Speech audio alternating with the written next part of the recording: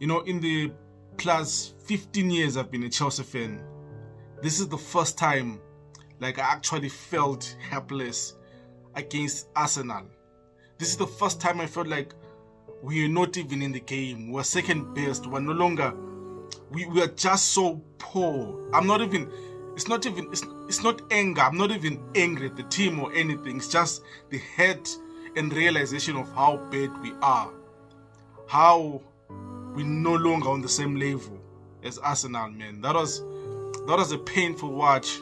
It was a painful realization of the dark times ahead. I mean, if Arsenal can do this to us, what more can City and Liverpool do, man? All you can do now is pray and hope for the best.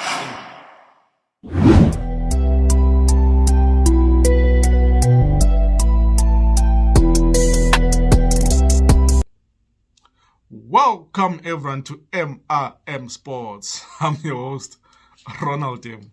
Game week 15 has come and passed by. Very, very entertaining game week. 37 goals scored. I think it was 37 goals or 37 plus, man. Very entertaining, full of goals. I think the lowest goal scoring game was the Chelsea versus Arsenal game with only one goal.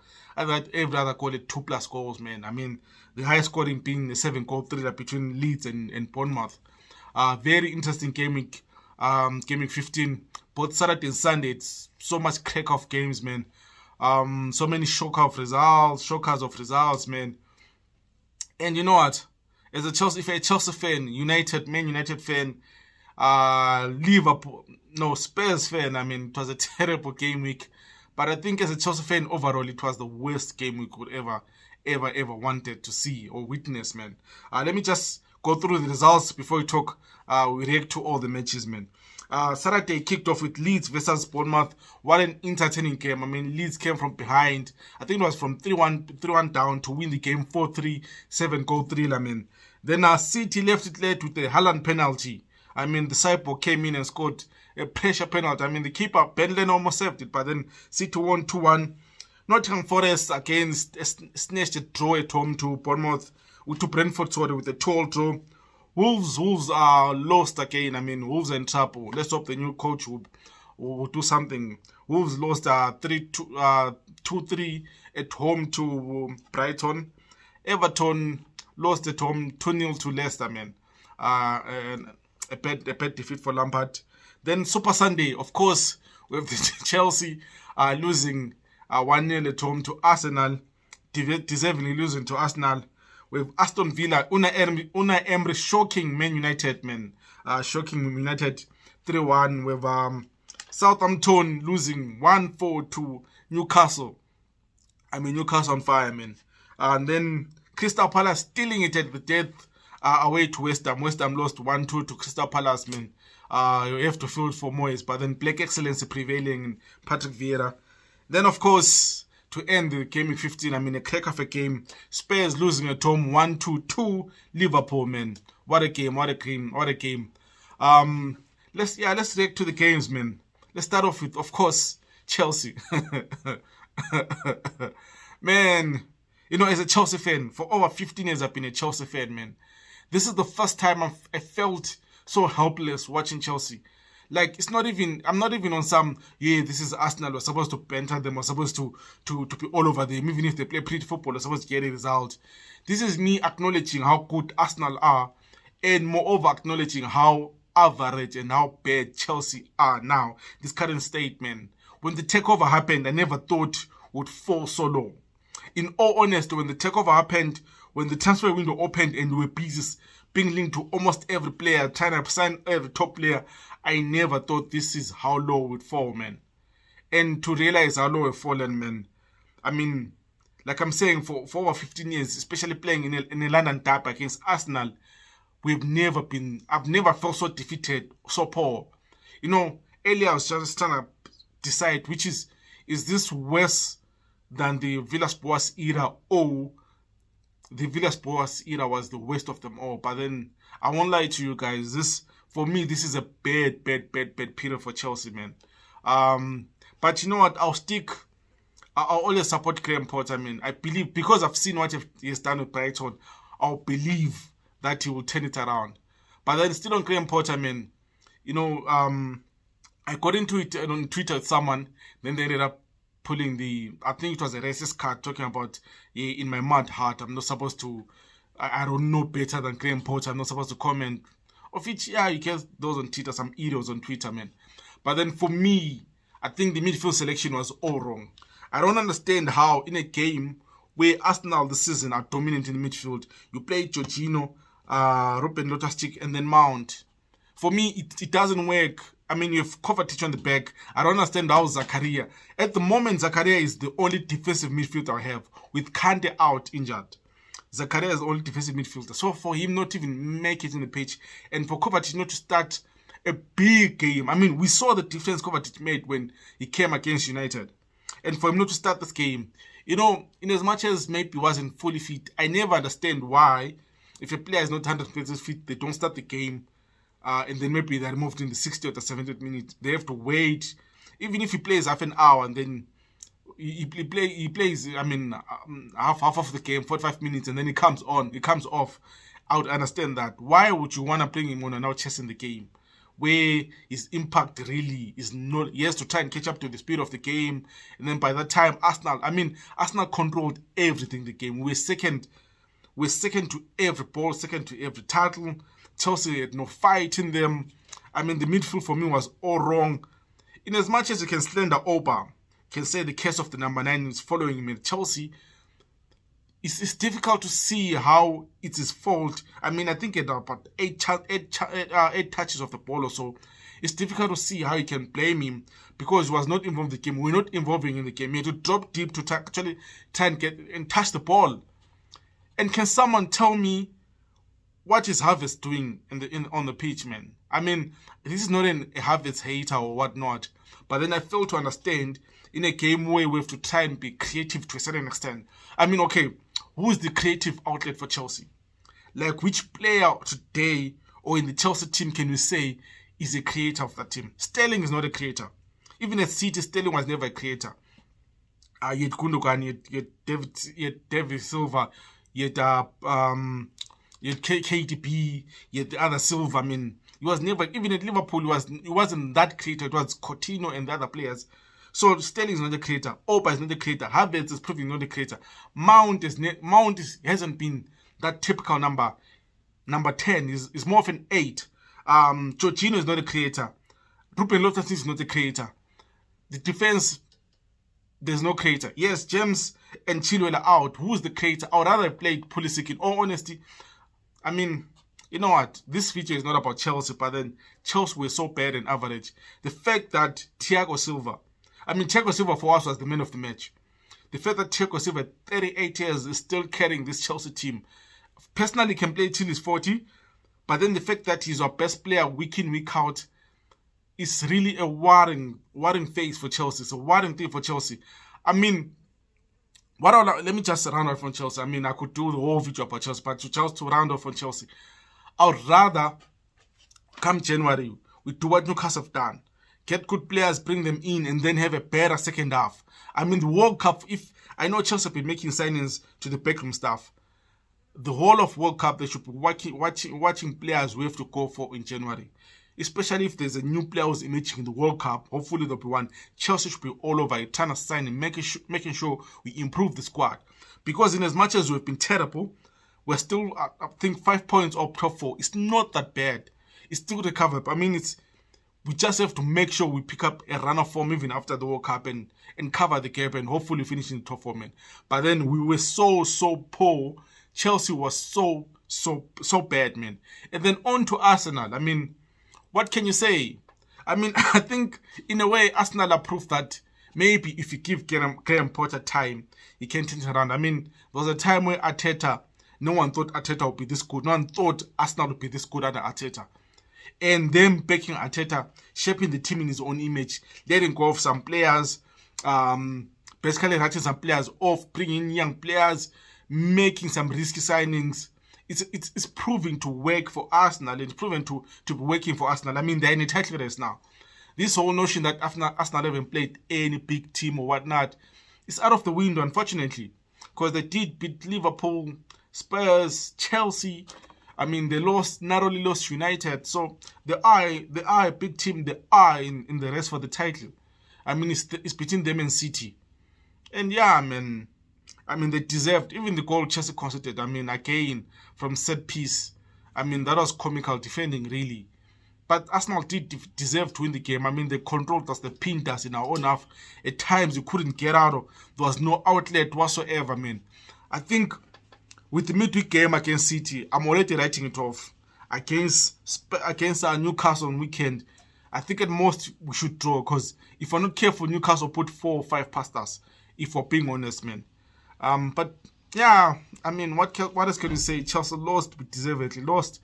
I mean, I think the earlier we accept that this season is going, we'll be lucky if we get a top 4 finish or even a cup run or whatever.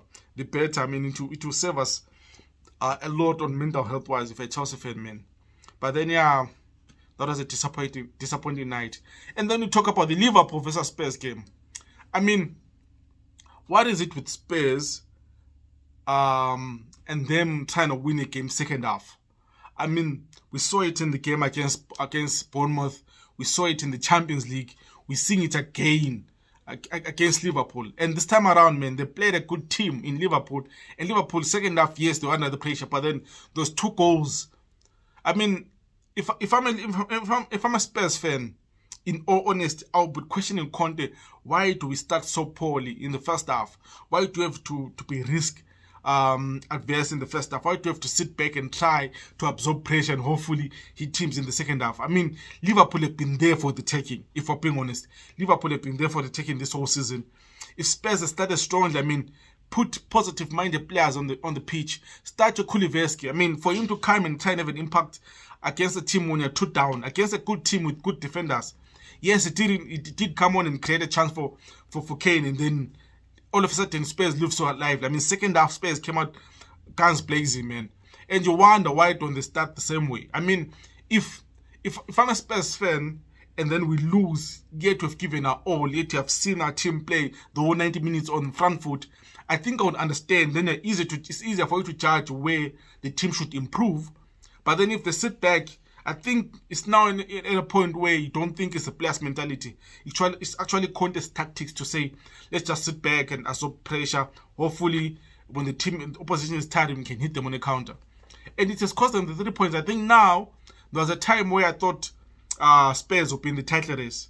But then now that they've been dragged in the top 4, in the battle for top 4, because at the moment, Newcastle are the team on 3rd position. Spurs are on top 4. They're 5 points ahead of Chelsea. I think it might be 3 points ahead of United, I'm not sure. But then they are now in the top 4 race, of which where Spurs fans didn't want to be. I think for them, it was a battle between them, City and Arsenal. And looking at how Arsenal played, I mean, Spurs are in definitely top 4 race, man. And then, and again, I mean, Kane, you know, if it wasn't for Haaland, I think Kane would be the top goal scorer. Kane would be the striker everyone is talking about. But then, yeah, I mean, it is what it is. Then on the side of Liverpool, I mean, it's so weird how you can defeat City and West Ham back to back, then lose to Nottingham Forest and Leeds back to back, and then beat a big team in Spurs. I mean, it must be frustrating for Klopp, because now you can't really say Liverpool are back, because what happens in the next game? I think where they're playing, is it? I forgot which team they're playing next week, but then you can't really say Liverpool are back in the game or Liverpool are back in the top 4 race. I think for them it was key they don't lose this game, because it still maintains the point gap between them and top 4 to a minimum point difference, where you feel like Liverpool, if they click or sign 2 or 3 midfielders in January, they can cover those point gaps, because Chelsea, United and other teams are not so good at the moment, no? But from Liverpool, I mean, it's good to have Salah back. I think it's 14 goals or so in all competitions. It's been a slow start. He's had a rough patch, but then he's starting to pick form now. I think he's bearing chances, he's creating chances. I mean, Salah is now being back at a point where if he's one-on-one with the keeper, he's now starting to gain confidence. He's going to bury the chance. I mean, against City, Cancelo made an error. Salah went through, he killed the chance. Now, against Spurs, Dyer made a mistake, a woeful error. He went through, he buried the chance, man. But yeah, if a Liverpool fan, that was a deserved victory. I believe overall, I think Liverpool did all they could to win the game, even though second half was a bit tricky. I mean, if you take your chances, you win. I mean, Nunes, is it Nunes? Yeah, he did hit the post, even though Spurs also hit the bar. But then, man, yeah, Liverpool deserved the victory. I think for me, I think they did deserve to win the game. It's interesting to see now how they play in the cup game and the last game before the World Cup, man. I think those results will determine where I think the two teams will play. Two teams will finish rather. Because the last thing, if a Spurs fan, what you need is to lose another game and then have Newcastle extend the point gap if they beat Chelsea. And you have United try to catch up with you guys, and Chelsea, if they beat Newcastle, also close the point gap on you, man. And of course, to also allow Liverpool back into the top four race, because everyone still feels like Liverpool might, second half of the season, they might have what they had last season and win about 15, 16 on the spin, or just maybe draw one in between or something like that, man. But yeah, it was an impressive 3 points by Liverpool away at Spurs, man. Difficult game for them. They come out on top. And then we talk Manchester United. I mean, good evening, United fans. You have to give it to Unai Emery, man. Yes, Man United's number. You can't deny that. You can't deny that. I mean, he is a good coach. I mean, Villarreal fans will tell you he's a good coach.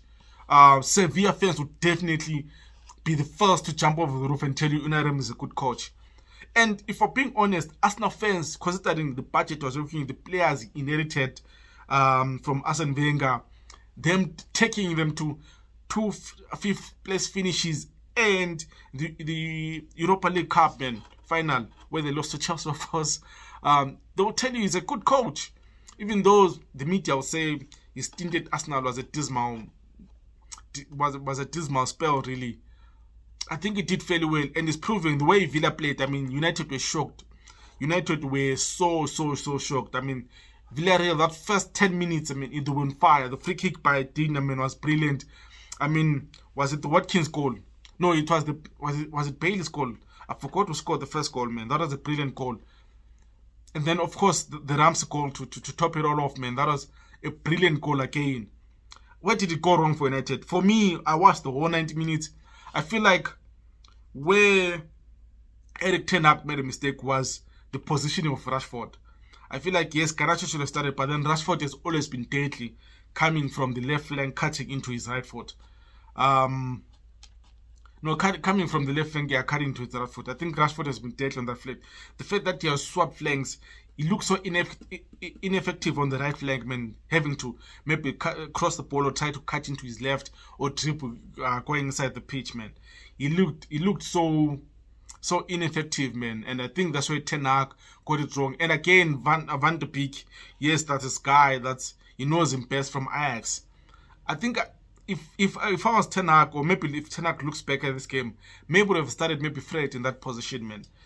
Maybe start Fred next to Casemiro, and then have Eriksen actually like play as a 10, and yeah, play the Bruno role. I think Eriksen would have more suited to try and link up play with Ronaldo and stuff, man.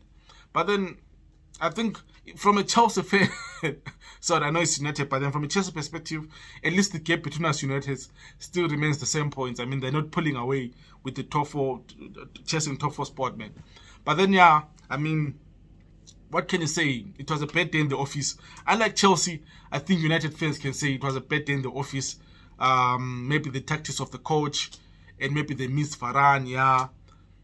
They can say it's a bad day in the office, and they look to bounce back and try actually to continue as they've been, because they've been undefeated for the past, 7 or 8 games.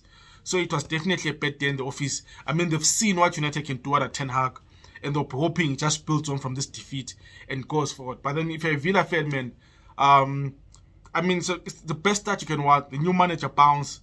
At least it wasn't a draw or a defeat. They played well. They got all the 3 points. They have players scoring again, which is a key thing for Villa. I mean, what a difference a new coach can make, man. What a difference a new coach can make. And then let's talk Man City. I think, City, I think we saw this the City versus Fulham game we saw exactly why why Haaland was signed by Man City. I think this is a game where last season, if City were chasing the game, looking for a goal, would have Jesus come in and make the impact Haaland had when the 10 men down? Would have Sterling done the same? I highly doubt. I think last season this would have been a draw for City. Yes, it's easy to say this season because Haaland is already there. But then when it came in year that goal, which was a marginally offside goal, man. But then for a team which was playing mostly 10 men, for them to come out guns blazing like that, and to bring in Haaland, who wasn't fully fit, for him to come and terrify defenders.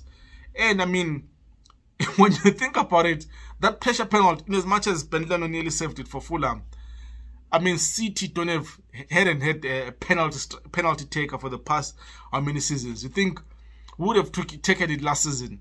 Jesus, his goal scoring penalty from the spot isn't that good. Sterling isn't that good on penalties. KDB not that good. Gundogan not that good. Mahrez not that good. So would have taken the penalty really. So I think we all saw why Haaland was bought. And you could see the celebration, the way Pep was excited. He knew, I mean, this is the first game where I actually felt like Pep knows he can't afford to give Arsenal any more point leeway. He can't afford to be 5, 6, 7 points behind Arsenal. I think Pep is starting to realize, you know what, I'd rather go to the World Cup, maybe if it's a 1 point gap or 2 point gap, or if we're on 11 points and ahead on goal difference. That's what Pep is expecting now. He doesn't want to mess it up before the World Cup. Because in his mind, I think he'll be thinking, after the World Cup, Haaland is not going, we might be fresh, January might sign a player or whatnot. If it goes to the World Cup, we're 4 points behind Arsenal, they have to play us twice, and then we can cover those 4 points, man. But it was an impressive victory for City, and overall, I think they deserved it. I mean, but on the other hand, it was heartbreaking for Fulham. I mean, defending so good, and then that small touch, really, that small challenge in the box, KTP goes down. He felt the foot on his leg. He felt the challenge on his leg. He went down, and you could see the way he was going down. It wasn't like a tackle that brings a player down, but then you have to break that to go down because he knows the time. He knows it's definitely a penalty. If it goes to VAR, it is a penalty. They can't overrule it, man. And then Haaland squeezed it in. City won 2-1. They maintained the pressure on Arsenal, which I think for the league is actually more interesting, man. Not being salty, but then I can't live in a world where Arsenal win the Premier League again. So yeah, man, I think City did well. And then of course, looking at a team which can't be ignored in the top 4 race. I mean, Newcastle put 4 past Southampton. Emery again, I think the player for definitely the player for October. I think it deserves the player of the month award. And if you continue like this even for November, man, I think Almiron, if I'm compiling a team of the season so far, Almiron has to start ahead of, I think basically almost, which winger would you put ahead of Almiron in the Premier League? Liverpool, no one. Maybe Salah. Yeah, Haaland, Almiron, Salah. I think that would be front 3 for the Premier League team of the season so far. Or even Haaland, Martinelli, and Almiron. I mean, if you're not fencing Salah. But then, who would you put ahead of Almiron in the flank? I mean, he's such a joy to watch. I mean, what Eddie Howe has done to Newcastle, man. And when you think they're playing Chelsea next, that's a scary thought. But yeah, it's just been an interesting game week 15, man. All the big teams, I guess. All the big teams, all the top 3 teams won this time around. Arsenal, City, and Newcastle won their games, man. And Liverpool also won their game. So yeah, I mean, it was an interesting Premier League weekend. I can't wait for game week 16. I mean, the last game before the World Cup starts, man. To be a crack of a game. Of course, you know, for this channel, I'm going to preview all the African teams for the World Cup. So I'll be looking forward to that. Definitely after the run of game week 16. And of course, stay tuned, man. It's the draw of the Champions League this coming Monday. I'll definitely do something for that. I can't wait to see who Chelsea is playing, who Spurs are getting. I mean, the worst case scenario is Chelsea get PSG. That's the worst case scenario for Chelsea. That's the only team I actually fear. Personally, I'd want Inter for that Lukaku thingy. But then, yeah, man, or even Club Brugge or another team. But PSG will be the nightmare draw for Chelsea. Or even Leipzig. I think Leipzig, we can take them on. But then, yeah, man. Again, thank you for the support, guys. Thank you for those that are liking the video, checking out the channel. I enjoy doing this. I love doing this, man. Football is a gift that keeps on giving. The Premier League is a gift that keeps on giving. And we're so close to the World Cup, man. I can't wait to watch all the games, enjoy, just absorb more football. I mean, it's almost festive season, so it's a perfect way. Guys, thank you for tuning in. Thank you for checking out the video. I'm your host, Ronald Dim, signing out. Cheers.